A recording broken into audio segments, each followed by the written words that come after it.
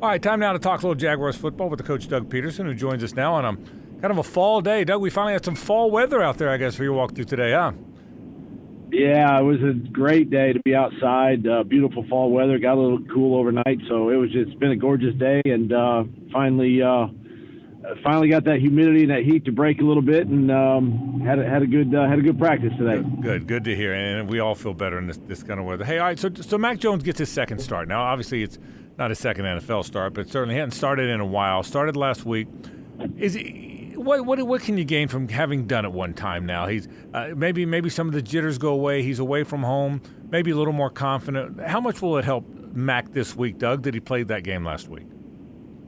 Oh, I think it's big that he played last week, and definitely learn from it and be able to maybe even go back and just watch it, even before this game, just to kind of get a feel for the game again, and really, I think now just kind of settle in, and of course we're going to be on the road. It's going to be loud, and sometimes that even helps guys calm down just a little bit and kind of settle into the game. But I just think it was big last week for him, to get back out there and now get an opportunity to go back and do it again. And I would think a part of that too is not just him, but other players getting adjusted to him. The cadence is different. His style in the huddle is different. We've talked about this. His leadership style is a little bit different than Trevor's.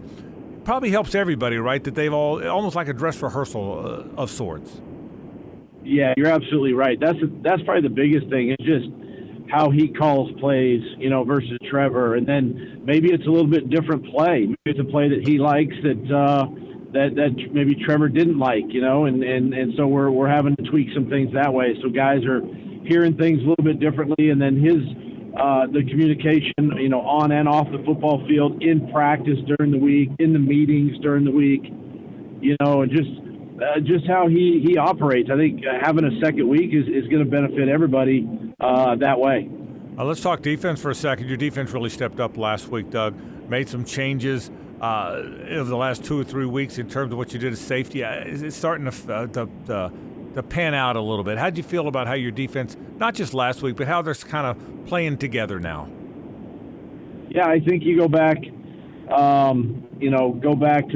the New England game, in London at Wembley, and then fast forward to Green Bay, Philly, Minnesota games. I think our defense has, incrementally increased each week. I've been more impressed with the secondary, being able to stick to some of these top receivers that we've been playing, and tackling has been better. That's one of the things I've noticed in the secondary now is tackling. The ball being in space and getting a receiver open in space and then getting them on the ground, I think has been huge. We've sort of minimized the explosiveness, defensively, which is big. Obviously, Antonio Johnson, Andre Sisco rotated at that safety spot last week. Savage has been a great, change, moving him back to safety several weeks ago. So everything seems to calm down. You got a healthy Foye, a healthy, Tyson Campbell.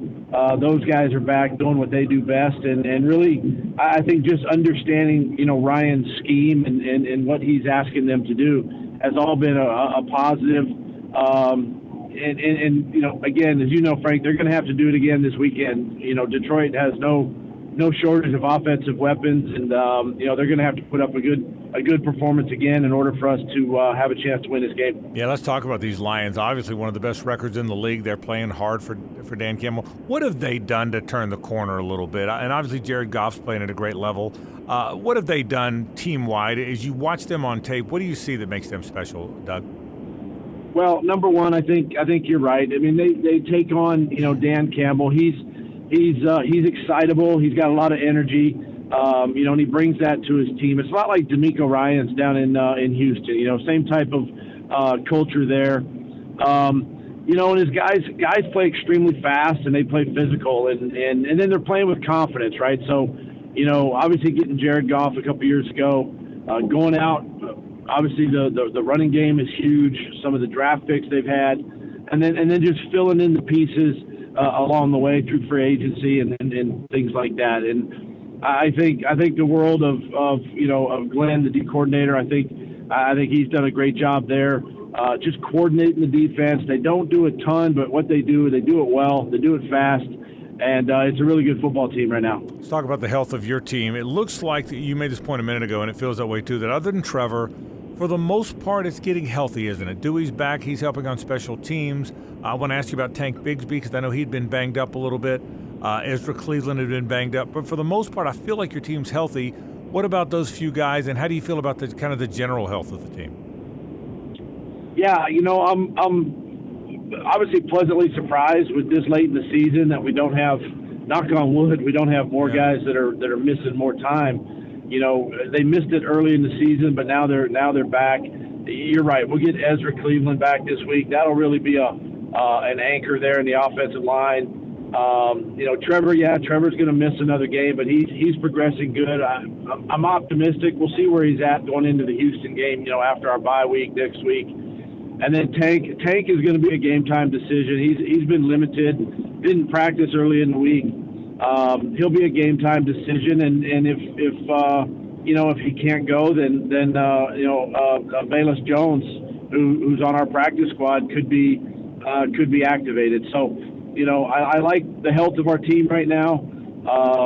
Everybody's sore and beat up, and we're going to have those nagging injuries, but it's time for us to play good football and win this game. Final thing or two. Is it hard to have a bye this late?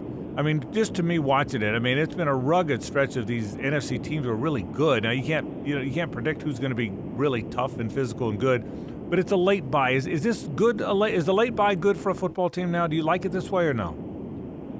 I maybe not quite this late in the season, especially after we spent 10 days in London and right. You got that time change.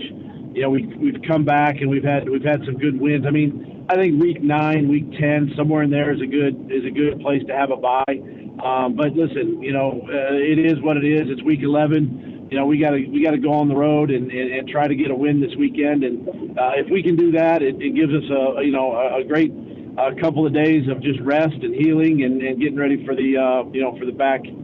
Really the last 6 games of our year. Yeah, you're right. Well, I'll tell you this. It doesn't matter what game it is. Your team has battled all the way to the last minute and a half of just about every game. So I know you'll do that again. Yeah. And I know it's been a tough go for you. But hey, enjoy the weekend, Doug. Thank you for that. I'll see you on the plane tomorrow, and look forward to the game in Detroit. Thanks, buddy. All right. Thanks a lot, Frank. Appreciate it. All right. Doug Pederson, head coach of the Jaguars. Jags and Lions, 1 o'clock on Sunday. Hey, Mia here, and thanks so much for watching 1010XL Jaguars. For even more coverage of the Big Cats, be sure to subscribe to 1010XL Jaguars.